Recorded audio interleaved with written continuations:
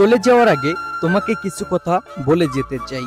হয়তো আমি আর থাকবো না, তাই শেষ কিছু কথা রয়ে গিয়েছে তোমাকে বলার। মানুষ বলে দুনিয়া শান্তির জায়গা, তবে তোমাকে ভালোবেসে যতটা হাসি খুশি থাকতাম, দুনিয়ার দামি দামি সম্পদ এনে দিলেও আমি এতটা খুশি হতাম না। তোমাকে ভালোবাসার পর মনে হয়েছিল দুঃখ আর আমাকে ছুঁতে পারবে না। তোমাকে পেয়ে দুনিয়াতে জান্নাত পেয়েছিলাম আমি। এরপর যখন তুমি আমাকে অবহেলা করতে শুরু করলে, আমার সেই জান্নাত জাহান্নামে পরিণত হয়। তোমার অবহেলা বিভৎস যন্ত্রণা দিত আমাকে।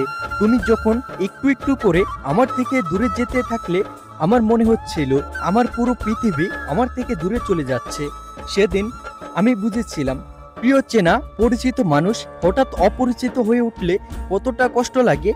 আর সেই কষ্ট তুমি আমাকে দিলে। তুমি আমার কথা রাখোনি, তুমি আমাকে ভালোবাসি বলেও ভালোবাসোনি। তোমাকে হারানোর ভয়ে হাউমাউ করে কেঁদেছি আমি। আমার কান্না ভেজা চোখ দেখেছো তুমি বহুবার, তাও তোমার মন গলেনি। জানি না আর কিভাবে বুঝালে তুমি বুঝতে আমি তোমারে কতটা ভালোবেসেছিলাম। আমার ভালোবাসার একাংশ তুমি আন্দাজ করতে পারলে আমার হয়ে থেকে যেতে, কিন্তু বুঝুনি। এরপর আমার সবার কথা মনে পড়তে লাগলো।